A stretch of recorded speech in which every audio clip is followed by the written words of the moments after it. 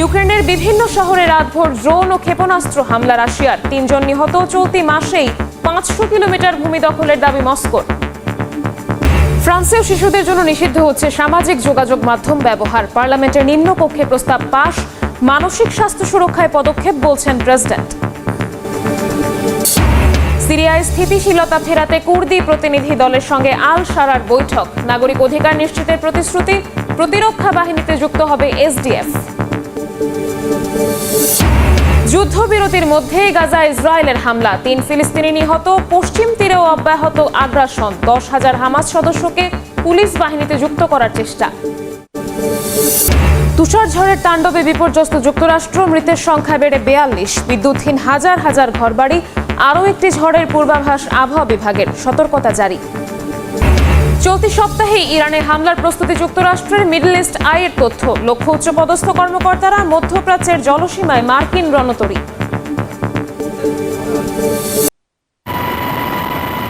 গত সপ্তাহে মার্কিন প্রেসিডেন্ট ডোনাল্ড ট্রাম্প ইরানের ওপর সম্ভাব্য হামলার ইঙ্গিত দিয়ে একটি বিশাল নৌবহর পাঠানোর ঘোষণা দেন। তারই অংশ হিসেবে মার্কিন বিমানবাহী রণতরী ইউএসএস আব্রাহাম লিঙ্কন এবং তার সহায়ক যুদ্ধজাহাজগুলো মধ্যপ্রাচ্যে জলসীমায় পৌঁছেছে। মার্কিন সেন্ট্রাল কমান্ড বা সেন্টকম জানিয়েছে, আঞ্চলিক নিরাপত্তা ও স্থিতিশীলতা বজায় রাখতেই এই নৌবহরটি বর্তমানে মধ্যপ্রাচ্যে অবস্থান করছে। এর মধ্যে মার্কিন প্রেসিডেন্ট ডোনাল্ড ট্রাম্প হুঁশিয়ারি দিয়ে বলেছেন, তেহরানের উদ্দেশ্যে আরও একটি আর্মাটা বা যুদ্ধজাহাজের বহর রওনা দিয়েছে। মধ্যপ্রাচ্যে মার্কিন বিমানবাহী রণতরী এবং যুদ্ধজাহাজ পৌঁছানোর পর থেকে ইরানে সম্ভাব্য যুক্তরাষ্ট্রের হামলা নিয়ে উত্তেজনা তৈরি হয়েছে। এই উদ্বেগের মধ্যে মধ্যপ্রাচ্যের গালফ অঞ্চলের কর্মকর্তাদের বরাত দিয়ে গণমাধ্যম মিডল ইস্ট আই জানিয়েছে, চলতি সপ্তাহে ইরানে হামলা চালাতে পারে যুক্তরাষ্ট্র। এই হামলায় দেশটির উচ্চপদস্থ কর্মকর্তাদের টার্গেট করা হতে পারে। যদিও বিষয়টি নিয়ে ট্রাম্প প্রশাসনের মধ্যে কিছুটা মতপার্থক্য আছে বলে জানিয়েছে গণমাধ্যমটি। যুক্তরাষ্ট্রের হামলার আশঙ্কার মধ্যে সৌদি যুবরাজ মোহাম্মদ বিন সালমানের সঙ্গে ফোনে কথা বলেছেন ইরানের প্রেসিডেন্ট মাসুদ পেজিশকিয়ান। আলোচনায় আঞ্চলিক স্থিতিশীলতা রক্ষায় ইসলামী দেশগুলোর মধ্যে ঐক্য ও সংহতির গুরুত্ব তুলে ধরেছেন তিনি। ইসলামিক রেভলিউশনারি গার্ড কর্পস সতর্ক করে বলেছে, ইরানের বিরুদ্ধে হামলায় প্রতিবেশী কোনো দেশের ভূমি, আকাশ বা জলসীমা ব্যবহার হলে তাদের শত্রু হিসেবে বিবেচনা করা হবে। মার্কিন বিমানবাহী রণতরী ইরানের জলসীমায় ঢুকলে তা লক্ষ্যবস্তু করারও হুঁশিয়ারি দিয়েছে এই বাহিনী। এদিকে ইরানের সাম্প্রতিক প্রাণঘাতী দমনপীড়নের জেরে উচ্চপদস্থ আইআরজিসি সদস্য সহ ২১ ব্যক্তি ও প্রতিষ্ঠানের সম্পদ জব্দ ও ভিসা নিষেধাজ্ঞা অনুমোদন করতে যাচ্ছে ইউরোপীয় ইউনিয়ন।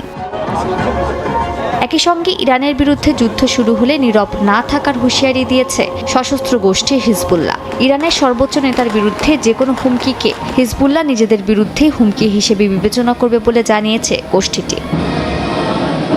ইরানে যদি কোনো কথায় সরকার পতন হয়ে যায়, তাহলে নিজেদের সীমান্তে বাফার জোন তৈরির পরিকল্পনা করছে তুরস্ক।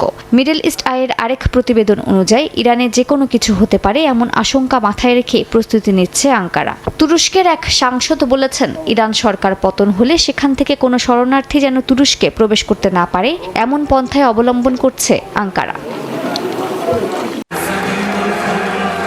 কুর্দি নেতৃত্বাধীন এসডিএফ এর সঙ্গে চলমান অস্থিরতার মধ্যে পরিস্থিতি সামাল দিতে নতুন এক উদ্যোগ নিয়েছেন সিরিয়ার প্রেসিডেন্ট আহমেদ আল শারা। সিরীয় গণমাধ্যমের তথ্য অনুযায়ী তাবকা বাঁধ পরিদর্শনের সময় কোবানে শহর থেকে আসা ১৫ জন কুর্দি বুদ্ধিজীবী ও প্রভাবশালী সামাজিক ব্যক্তির সঙ্গে গোপন বৈঠক করেন প্রেসিডেন্ট আহমেদ আল শারা। বৈঠকে আল শারা তার ঘোষিত কুর্দি নাগরিক ও সাংস্কৃতিক অধিকার স্বীকৃতির ঘোষণা পূর্ণ বাস্তবায়নের ওপর জোর দেন। তিনি বলেন, নতুন সিরীয় রাষ্ট্র সব কুর্দিদের অধিকার রক্ষা করবে। তবে বৈঠকে এসডিএফ নেতৃত্বের সমালোচনা করে তিনি বলেন, তারা কুর্দি জনগণের অধিকারের চেয়ে ভূখণ্ড নিয়ন্ত্রণ ও সংঘাতকেই অগ্রাধিকার দিচ্ছে। এদিকে সিরীয় গণমাধ্যম লেভান্ট 24 এর তথ্য অনুযায়ী সিরিয়া সরকার ও কুর্দি নেতৃত্বাধীন এসডিএফ এর মধ্যে একটি প্রাথমিক কাঠামোগত চুক্তি হয়েছে। সমঝোতার মূল বিষয়গুলোর মধ্যে কুর্দিদের অধীনে থাকা হাসাকা, কামিশলি সহ সংশ্লিষ্ট এলাকায় সিরিয়ার স্বরাষ্ট্র মন্ত্রণালয়ের বাহিনী মোতায়েন করা হবে। একই সঙ্গে এসডিএফ সদস্যদের নিজ নিজ এলাকায় রেখে সরকারি ব্যবস্থা তথা প্রতিরক্ষা মন্ত্রণালয়ের সঙ্গে যুক্ত করা হবে। সব ধরনের সংঘর্ষ বন্ধেরও চুক্তি করা হয়। স্থানীয় সময় মঙ্গলবার ট্রাম্পের সঙ্গে দীর্ঘ ফোন আলাপে আল শারা সিরিয়ার ভৌগোলিক অখণ্ডতা ও জাতীয় সার্বভৌমত্বের প্রতি পূর্ণ অঙ্গীকার পুনর্ব্যক্ত করেন। তিনি রাষ্ট্রীয় প্রতিষ্ঠান সংরক্ষণ, নাগরিক শান্তি জোরদার এবং দায়েশের পুনরুত্থান ঠেকাতে আন্তর্জাতিক সহযোগিতার ওপর জোর দেন। ট্রাম্প সিরীয় জনগণের ঐক্যবদ্ধ ও শক্তিশালী রাষ্ট্র গঠনের আকাঙ্ক্ষার প্রতি সমর্থন জানান। সিরিয়ার দক্ষিণাঞ্চলের তিশরিন ও কারাকুজাক বাঁধ সংলগ্ন গ্রামগুলোতে বাড়ি ফেরার চেষ্টা করার সময় এসডিএফের পুঁতে রাখা স্থল মাইনের বিস্ফোরণে বেশ কয়েকজন বেসামরিক নাগরিক নিহত হয়েছেন। আলেপ্পো মিডিয়া ডিরেক্টরেটের অভিযোগ অনুযায়ী প্রত্যাহারের আগে অসংখ্য বেসামরিক বাড়ি ও সড়কে মাইন বসানো হয়েছিল। নিজের ভাইকে হারিয়ে শোকে কাতর মোহাম্মদ আল রিফি। স্থানীয় সময় মঙ্গলবার গাজার পূর্বাঞ্চলের আল সানাফুর ও উত্তরাঞ্চলের তুফা এলাকায় ইসরায়েলি বিমান হামলায় রিফির ভাইসহ কয়েকজন নিহত হয়েছেন। আহত হয়েছেন বেশ কয়েকজন। হামলার সময় এই ফিলিস্তিনিরা কোনো ইয়েলো লাইন অতিক্রম করেনি বলে দাবি স্থানীয়দের। আমার চাচাতো ভাই শহীদ হয়েছেন একটি গ্রিন জোনে, ইয়েলো জোনে নয়। তাহলে ট্রাম্পের সেই শান্তি পরিষদ কোথায়? এই পিস কাউন্সিলের সব কথাই মিথ্যা। আমরা ক্লান্ত, আমরা এই রক্তপাত বন্ধ চাই। একদিন আপন ভাইকে হারাতে হয়, আরেকদিন চাচাতো ভাইকে, আরেকদিন প্রতিবেশীকে। গাজার বাইরে পশ্চিম তীরের দক্ষিণাঞ্চলীয় দাহারিয়ায় ইসরায়েলি সেনাদের গুলিতে কয়েকজন ফিলিস্তিনি আহত হয়েছেন। দাহারিয়ায় সামরিক যান ও স্টান গ্রেনেড বিস্ফোরণের শব্দ শোনা যায়।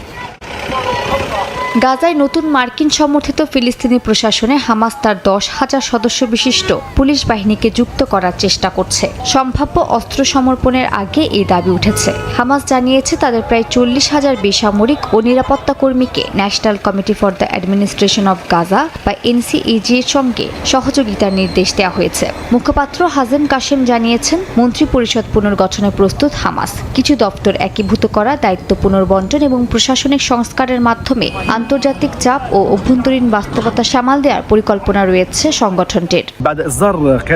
আমাদের পূর্ণ আস্থা আছে যে এই কমিটি যোগ্য জনবলকে কাজে লাগানোর ভিত্তিতেই কাজ করবে এবং আগের সময়ে যারা কাজ করেছেন তাদের কারো অধিকার নষ্ট হতে দেবে না। বর্জন, বরখাস্ত বা এ ধরনের যুক্তির বাইরে থেকেই সবার অধিকার নিশ্চিত করার জন্য একাধিক ব্যবস্থা ও একাধিক পথ রয়েছে।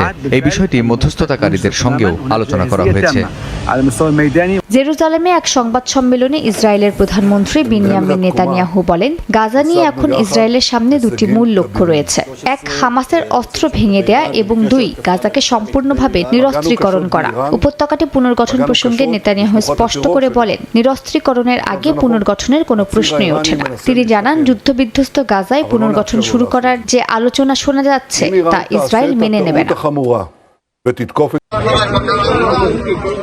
ইউক্রেন যুদ্ধপন্থে একের পর এক বৈঠকের আয়োজন করা হচ্ছে। অংশ নিচ্ছে রুশ প্রতিনিধি দলও। এত আলোচনার পরও আক্রমণাত্মক আচরণ থেকে সরে আসছে না রাশিয়া। স্থানীয় সময় মঙ্গলবার ইউক্রেনের দক্ষিণের বন্দর নগরীর ওডেসায় রাতভর রুশ ড্রোন হামলায় বেশ কয়েকজন হতাহত হয়েছেন। স্থানীয় কর্তৃপক্ষের দাবি, আহতদের মধ্যে শিশু ও অন্তঃসত্ত্বা নারীও আছেন। এই হামলায় আবাসিক ভবন, একটি গির্জা, কিন্ডারগার্টেন ও একটি উচ্চ বিদ্যালয় ক্ষতিগ্রস্ত হয়েছে। এছাড়া একটি জ্বালানি স্থাপনাও ব্যাপকভাবে ক্ষতিগ্রস্ত হয়।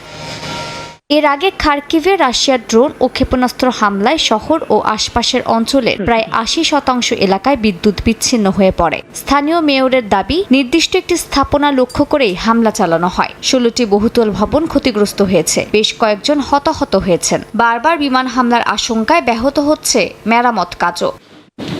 জানুয়ারিতে ইউক্রেনের যুদ্ধক্ষেত্রে উল্লেখযোগ্য অগ্রগতির দাবি করেছে রাশিয়া। দেশটির সশস্ত্র বাহিনীর প্রধান জেনারেল ভ্যালেরি গেরাসিমভ জানিয়েছেন, চলতি মাসে 17টি বসতি দখল করে 500 বর্গ কিলোমিটারের বেশি এলাকা নিয়ন্ত্রণে নেওয়া হয়েছে। রাশিয়ার প্রতিরক্ষা মন্ত্রণালয় জানায়, গেরাসিমভ ইউক্রেনে লড়াইরত পশ্চিমাঞ্চলের সেনাদের পরিদর্শন করেছেন। ফিনান্সিয়াল টাইমসের এক প্রতিবেদন অনুযায়ী ভবিষ্যতে মার্কিন নিরাপত্তার নিশ্চয়তার শর্ত হিসেবে ইউক্রেনকে দনবাসের যে অংশ এখনও কিয়েভের নিয়ন্ত্রণে রয়েছে সেখান থেকে ইউক্রেনীয় সেনা পুরোপুরি প্রত্যাহারের আহ্বান জানিয়েছে যুক্তরাষ্ট্রের আলোচকরা। প্রতিবেদনে 8 জন অবগত সূত্রের উদ্ধৃতি দিয়ে বলা হয়, নিরাপত্তা গ্যারান্টি পেতে হলে ইউক্রেনকে শান্তি চুক্তিতে সম্মত হতে হবে, যার মধ্যে দোনেৎস্ক ও লুহান্স থেকে প্রত্যাহারের শর্তও যোগ হতে পারে। হোয়াইট হাউসের ডেপুটি প্রেস সেক্রেটারি আনা কেলি প্রতিবেদনটি ভুল বলে উড়িয়ে দিয়েছেন। তিনি বলেন, শান্তি প্রক্রিয়ায় যুক্তরাষ্ট্রের একমাত্র ভূমিকা দুই পক্ষকে আলোচনায় বসানো। দুর্নীতি ও যুক্তরাষ্ট্রের কাছে গোপন পারমাণবিক তথ্য পাচারের অভিযোগে সম্প্রতি চীনের শীর্ষ 2 জেনারেলের বিরুদ্ধে তদন্ত শুরু হয়েছে। সেন্ট্রাল মিলিটারি কমিশনের ভাইস চেয়ারম্যান ঝাং ইউশিয়া এবং আরেক শীর্ষ জেনারেল লিউ ঝেনলির বিরুদ্ধে তদন্ত শুরুর ঘোষণার পর সামাজিক মাধ্যম জুড়ে নানা ধরনের গুঞ্জন শুরু হয়। বিশেষ করে সামরিক অভ্যুত্থানের খবরে সয়লাব সোশ্যাল মিডিয়া। বিভিন্ন পোস্টে দাবি করা হয় ওই ঘটনার পর 2 জেনারেল প্রেসিডেন্ট শি জিনপিং এর বিরুদ্ধে সেনা সদস্যদের সংঘবদ্ধ করার চেষ্টা করেন। প্রেসিডেন্টের নিরাপত্তা বাহিনীর সঙ্গে সংঘর্ষের পাশাপাশি হাজার হাজার সেনাকে নিয়ন্ত্রণে নেওয়া হয়েছে বলেও নানা তথ্য ছড়িয়েছে। এমনকি 2 জেনারেলকে আটক করার গুঞ্জনও উঠেছে। Save the party save the nation স্লোগানের হ্যাশট্যাগ সামাজিক মাধ্যম জুড়ে। পশ্চিমা গণমাধ্যমগুলোর শিরোনামেও এমনটাই ইঙ্গিত দেওয়া হচ্ছে।